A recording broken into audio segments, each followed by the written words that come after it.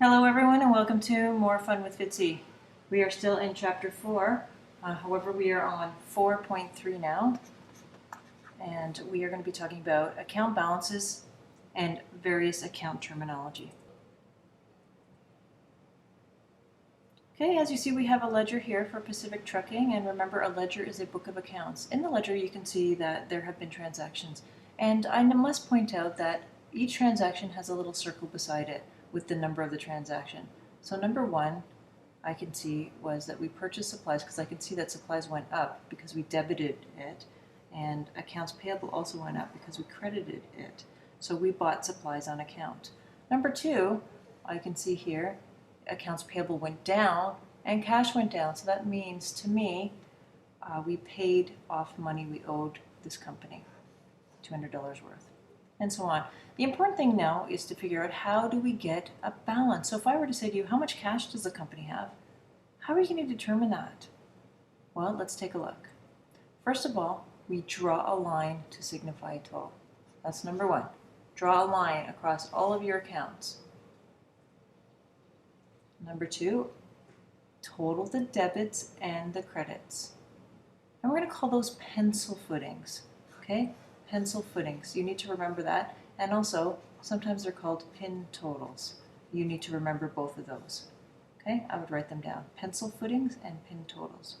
Okay, what they are is just the subtotals of each of the debits and credits.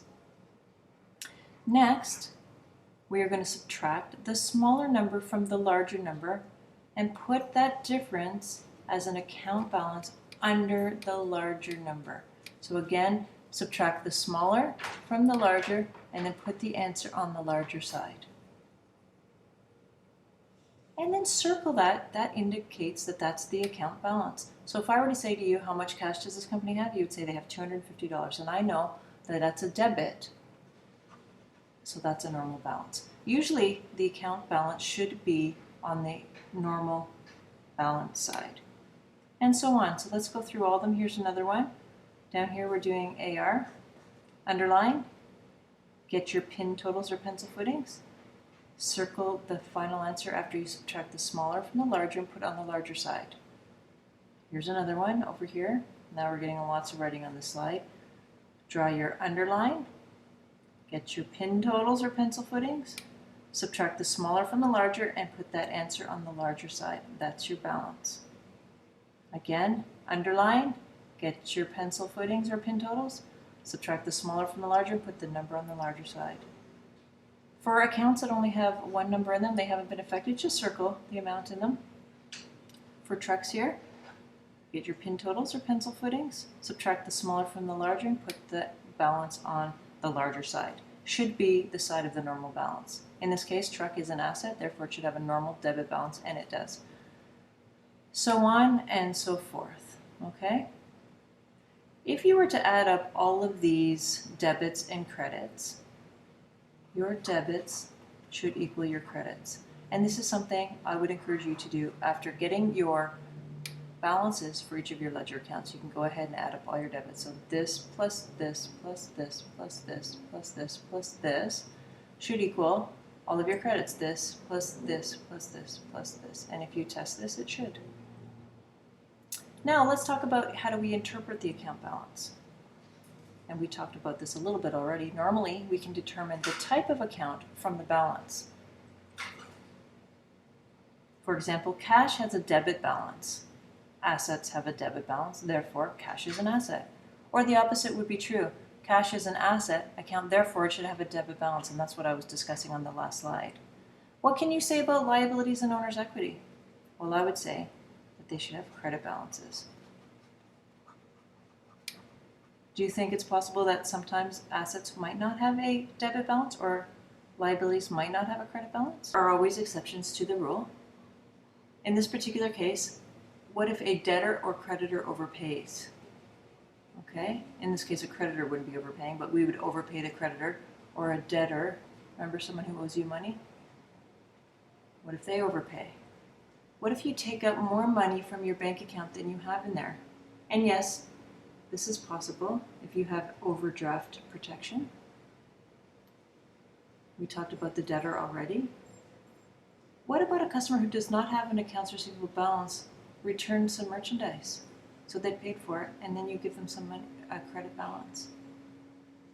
You return goods to a supplier who you currently have no account payable balance to. So these are all exceptions to the rule. Okay? These are called exceptional balances. You need to remember this word, exceptional balances. And they do not last long. Ordinary business activity usually causes them to return quickly to a normal balance. So an example would be cash has a credit balance, or accounts payable has a debit balance. Those are exceptional balances, and which means they're not normal. Let's talk about bank and cash. Businesses rely heavily on banking. Okay, we don't carry a lot of cash around, as people generally shouldn't. So the most common ways to make payments are by check and electronic funds transfer. Sometimes that's called EFT. You can expect to see an account called bank rather than cash. So far we've been calling our money cash. Well, sometimes you could see bank instead of that. We're going to start using the word bank instead of cash. They're often used interchangeably. For example, when an accountant describes an item as bought for cash, this doesn't mean they actually paid cash. They either paid by check, notice the spelling of check, and not by actual cash. And sometimes it would have been an electronic funds transfer. Buying or selling on account. We've done several transactions already, and we kept saying on credit. And I kept saying in the previous videos beside it on account. Please know that they mean the same thing, that cash did not transfer hands. The purchaser is able to delay payment for a short period of time, usually 30 days. So that's on account. That's either accounts receivable or accounts payable.